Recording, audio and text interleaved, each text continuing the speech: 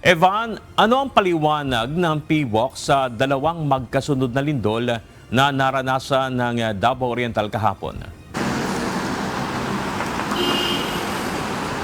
Bernard, ayon kay DOST PWOC Director Dr. Teresito Bocolcol, kaya nasundan agad yung 7.4 magnitude na lindol sa Davao Oriental ng 6.8 magnitude ay dahil na-trigger muli yung earthquake generator na siyang Philippine Trench. Niyaning ng dalawang magkasunod na lindol ang Davao Oriental kahapon, una ng 7.4 magnitude noong umaga na sinundan naman ng 6.8 magnitude kinagabihan. Ayon sa direktor ng DOST, Philippine Institute of Volcanology and Seismology o PVOC, doublet earthquake ang tawag sa fenomeno na ito dahil nangyari ang trigger sa Philippine Trench na parehong earthquake generator at nangyari lamang sa maiksing pagitan ng panahon.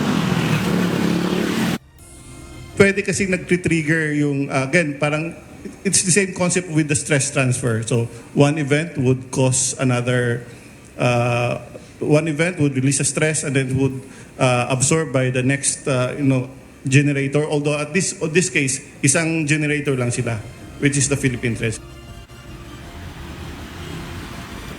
Hindi rin anya ito maituturing lang na aftershock dahil ito ay hindi 1 magnitude lower mula sa sinundang main shock. Ayon kay Director Bacolcol, masasabi ring hindi pangkaraniwan ang naranasang doublet earthquake sa Davao Oriental kahit may posibilidad pa rin na mangyari ito sa iba pang trenches sa Pilipinas. Maging ang instansya ng multiplet o same trigger ng ilan pang beses sa parehas na earthquake generator.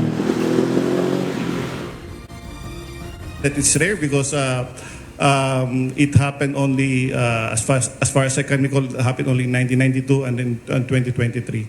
So, but if it will trigger another event higher, the probability is very small.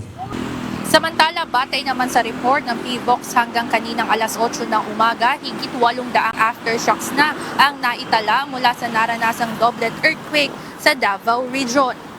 Ayon sa PVOC, normal pa rin naman batay sa earthquake decay pattern ng mga nararanasang aftershocks at karamihan ay hindi nararamdaman.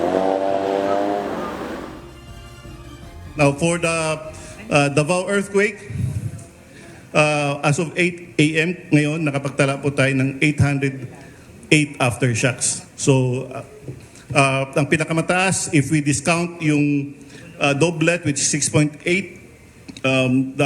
ang pinakamataas would be 5.8. Maaari namang makapagtala na lamang ng nasa 80 aftershocks sa susunod na 10 araw at 8 aftershocks sa darating na 100 araw sa naturang rehiyon. Bernard, ayon kay Director Dr. Bacolcol, dahil sa mga sunod-sunod na nararanasang malalakas na pagyanig, dapat na anyang mas patatagin yung mga pundasyon ng mga establishmento dito sa Pilipinas, lalo na yung mga high-rise buildings, bukod sa mga karaniwan na ang isinasagawang mga earthquake drills.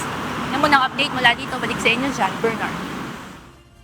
Evan, nasabi ba ng PWOC kung may posibilidad na masundan pa yung dalawang lindol na ito sa Davao Region? Bernard, pagdating sa aftershocks, ayon sa PVOC, maaari pa talagang makaranas ng mga ganon sa may Davao Region, pero yung posibilidad na magkaroon muli ng malakas na pagyanig o mas malakas pang pagyanig kesa dito sa naranasan ng 7.4 magnitude sa Davao Oriental ay maliit, anya, ayon kay Dr. Teresito Bacolcol, na maranasan muli ito sa naturang rehiyon. Bernard.